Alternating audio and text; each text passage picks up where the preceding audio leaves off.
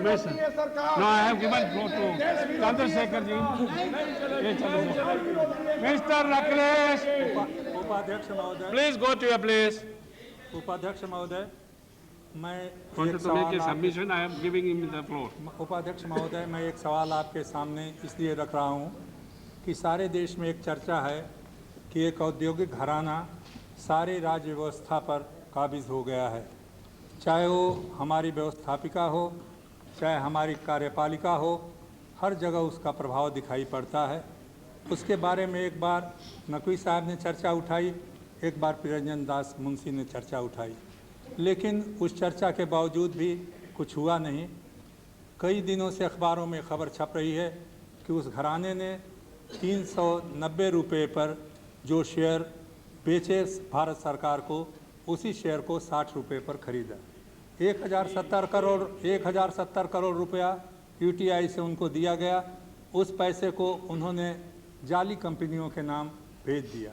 आज auditor general की एक रिपोर्ट आई है जिसमें कहा गया कि उनको इनकम टैक्स देना जो था उसका भी सही हिसाब नहीं दिया गया।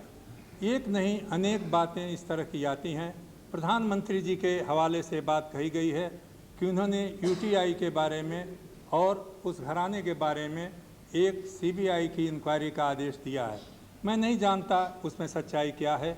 मैं सरकार से चाहूँगा कि अगर ये आदेश दिया हो तो देश में जो ये भ्रम फैल रहा है कि ये घराना किसी भी बात को कर सकता है और सरकार उसको नज़रअंदाज कर सकती है, इसको न करके अगर सरकार ने ऐसा कोई कदम उठाया है तो हमारे प्रधानमंत्री जी उस बात को सदन के सामने और देश के सामने रखें, और अगर नहीं उठाया है तो मैं उनसे ये निवेदन करूंगा आपके जरिए कि इन सवालों की जांच होनी चाहिए।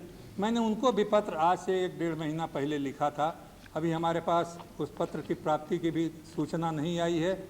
मैं कोई विशद विवेचन में नहीं जाना चाहता। मैं चाहता हूँ इसकी जांच होनी चाहिए और देश में भ्रम नहीं रहना चाहिए कि सारी संसद इस मामले में चुप की जा सकती है, सारी कार्यपालिका निष्क्रिय की जा सकती है, सरकार की सारी मशीनरी इसके अंदर ध्वस्त हो सकती है।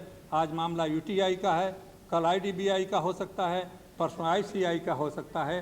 ये सारी वित्तीय संस्थाएं आज संदेह के घेरे में पड़ रही हैं और मुझे आश्चर्य इस बात पर होता है उपाध्यक्ष जी कि उस व्यक्ति के कहने पर या उस घराने के कहने पर एक वित्त विभाग का बड़ा अधिकारी तुरंत स्थानांतरित कर दिया जाता है। वित्त मंत्री महोदय जी बैठे हुए हैं, उनको सूचना तक नहीं होती और ये काम हो जाता है।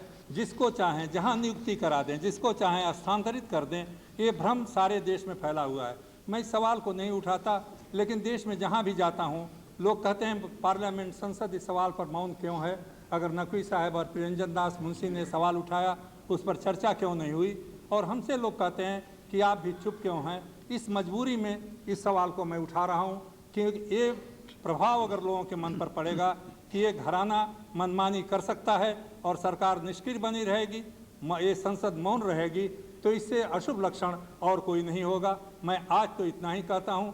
उपाध्यक्ष महोदय, किसी को धमकी देने के लिए नहीं, चेतावनी देने के लिए नहीं, अगर सरकार इस बारे में कोई कदम नहीं करेगी, उठाएगी, तो मुझे मजबूर हो करके उस घराने की कुकृतियों का एक दस्तावेज बना करके सारे देश में वितरित करने के लिए मजबूर होऊंगा। उस समय हमारे संसदीय कार्य मंत्री जी बुरा मत मानिएगा, मैं ये बात किसी पार्टी या किसी व्यक्ति के हिसाब से नहीं, मैं जानता हूँ वित्त मंत्री को इसलिए नहीं कह रहा हूँ कि ये बेचारे मजबूर हैं, हमारे मित्र हैं, उनके बारे में तरह तरह की बातें कही जाती हैं जो अनायास ही सारे आरोप अपने पर लेने को मजबूर हो रहे हैं। मैं ऐसा समझता हूं कि ये मजबूरी उनकी अच्छी नहीं है, देश के लिए नहीं अच्छी है, उनके लिए नहीं अच्छी है। और जो लोग इस तरह का उस घराने का विरोध नहीं कर सकते, वो लोग वित्त मंत्री को या सरकार के किसी एक व्यक्ति का विरोध करते हैं। ये संसदीय परंपरा के स्वस्थ चिन्ह नहीं है।